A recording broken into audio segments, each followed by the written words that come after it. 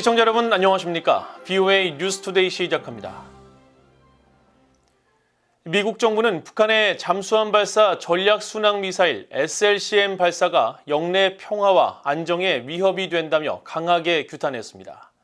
실기동 훈련이 포함된 미국과 한국의 강화된 연합훈련은 북한이 자처한 것이라고도 지적했습니다.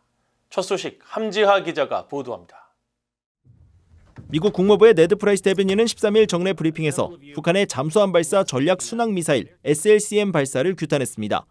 영내 긴장을 고조시킬 뿐만 아니라 평화와 안정은 물론 민간 항공기와 해상 활동의 안전까지 위협한다는 것입니다. These only serve to heighten tensions in the region. The DPRK's unannounced cruise missile tests are yet another example of DPRK actions that threaten regional peace and stability.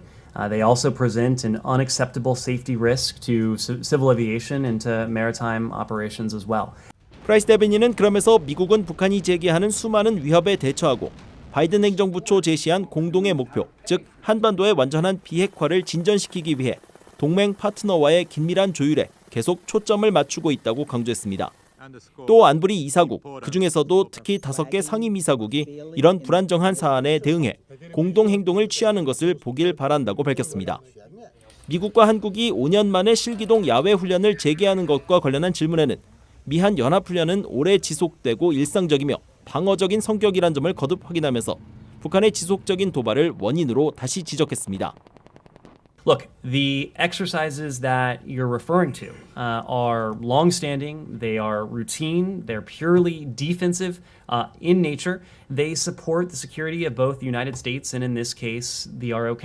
And unfortunately, the DPRK has put us in a position to have to reinforce in tangible ways the security commitment that we have. 이런 가운데 제이크 설리번 백악관 국가안보 보좌관은 캘리포니아주 샌디에고로 향하는 대통령 전용기 기내에서 진행한 브리핑에서 북한의 SLCM 시험 발사와 관련해 발사 사실을 인지하고 있으며 세부 분석을 진행하고 있다고 밝혔습니다. The North Koreans first tested a submarine-launched missile capability in 2016. They've been refining it. They've been trying different iterations of it. 설리번 보좌관은 그러면서 분명한 것은 우리가 한반도의 안정을 수호하는 데 필요하다고 생각하는 행동을 취하는 데 있어 북한의 어떤 조치도 우리를 단념시키거나 방해하도록 내버려두지 않을 것이라고 경고했습니다. BOA 뉴스 함지하입니다. 북한이 잠수함 발사 전략 순항 미사일 SLCM을 시험 발사한 가운데 주일 미군 사령부는 일본에 대한 방위 공약과 강력한 준비 태세를 강조했습니다. 주일 미군 공보실은 13일 북한이 잠수함에서 발사한 미사일에 대응할 준비가 돼 있느냐는 BOA의 서면 질의에 일본 방어에 대한 미국의 공약은 철통 같다고 답했습니다. 이어 단독으로 또는 양자간 실시하는 정기적인 높은 수준의 현실적 훈련은 일본 방위에서 조약 의무를 준수할 수 있는 우리의 능력을 보장한다고 설명했습니다. 또 우리는 모든 위협, 위기 또는 인도적 재난에 즉각 대응할 수 있도록 최고 수준의 준비 태세를 계속 유지하고 있다고 강조했습니다. 북한이 SLCM, 즉 잠수함 발사 순항 미사일이라는 새로운 무기 체계를 운용하는 것은 무기를 다종화하고 미한일 방위를 더욱 어렵게 하려는 것이라고 미국의 전문가들이 분석했습니다. 하지만 북한의 잠수함 전력은 아직 초보적인 단계이며 미국에 대한 핵 보복 능력을 갖추는 데도 기술적인 한계가 크다고 지적했습니다. 조은정 기자가 보도합니다. 브루스 클링너 헤리티지 재단 선임 연구원은 13일 BOA에 북한이 처음으로 잠수함 발사 순항 미사일을 쏜 것은 미국과 동맹들에 대한 위협을 높이는 우려되는 진전이라고 지적했습니다. 순항 미사일은 탄도미사일보다 저고도로 비행하며 정확도가 높아 요격이 쉽지 않다면서 한국과 일본에 대한 위협이 커졌다는 것입니다. Cruise missiles are more accurate than ballistic missiles and are harder to detect because they fly closer to the Earth and are maneuverable. And also they could potentially be launched from very close to South Korea shores. So it is yet another addition to the North Korean threat to the U.S. and its allies. So it's a worrisome development. 군사 전문가인 브루스 베넷 랜드 연구소 선임 연구원은 북한이 공개한 발사 장면을 주목했습니다. 미사일이 수직이 아닌 사선으로 비행하고 있어 수직 발사관이 아닌 어뢰 발사관에서 발사했을 것이라면서 북한은 지난해 5월 잠수함 발사 탄도미사일을 발사한 파리사 영웅함을 활용해 별다른 개조 없이 순항미사일을 발사했지만 이 같은 2,000톤급의 영웅함으로는 의미 있는 공격을 할 수 없다고 분석했습니다. If you've seen a U.S. missile submarine, they have a bank of 24 in the Ohio class submarine. They have 24 tubes for ballistic missile launches, which are vertical, and so they go the length of the submarine. That's not what North Korea does. North Korea's submarines aren't big enough to do that. So the submarine's diameter is just not large enough for them to put a meaningful ballistic missile on it.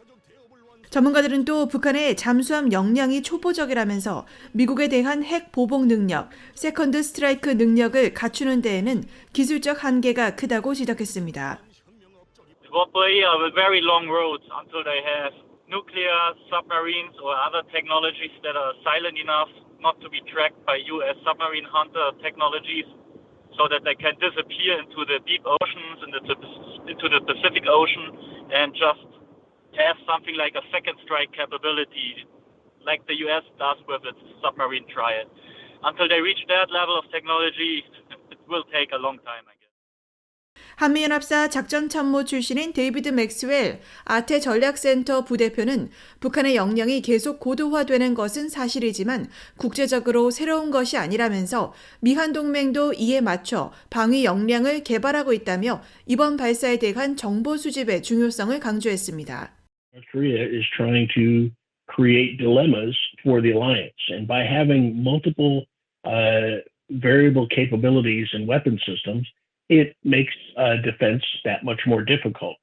But of course, none of these are really new capabilities. They exist around the world, and so South Korea and the United States continues to develop concepts and capabilities and technology to defend against these capabilities. And so it's important that when we see them, that we gather intelligence.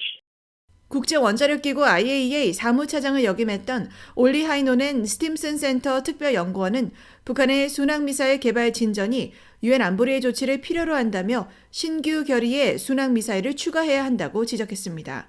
VOA 뉴스 조은정입니다.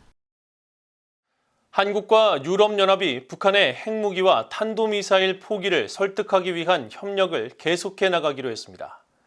유럽연합은 10일 보도자료를 통해 한국과 유럽연합 공동위원회의가 지난 8일 벨기에 브뤼셀에서 제19차 회의를 개최했으며 양측은 북한이 유엔 안전보장이사회 결의 위반과 군사적 긴장을 고조시키는 기타 행동을 중단하고 대화를 재개하며 핵무기와 탄도미사일을 완전하고 검증 가능하며 돌이킬 수 없는 방식으로 포기하기 위한 행동에 관여하도록 북한을 설득하기 위해 계속 협력하기로 합의했다고 밝혔습니다.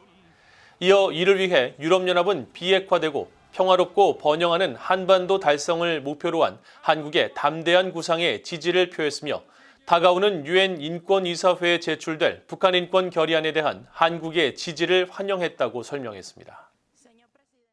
미국 국무부가 중국의 탈북민 강제 북송 문제에 우려를 나타내며 난민 관련 국제협약을 준수하라고 촉구했습니다.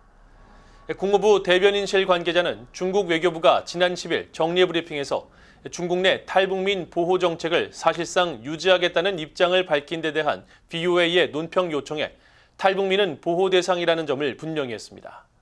또 중국 정부는 계속 중국으로 탈출하거나 중국에서 일하다가 탈출한 북한인들을 난민이나 망명 신청자가 아닌 불법 경제 이민자로 간주하고 있다며 북송된 탈북민들은 고문과 강제 낙태, 강제 노동, 심지어 사형을 포함한 가혹한 처벌에 직면해 있다고 지적했습니다.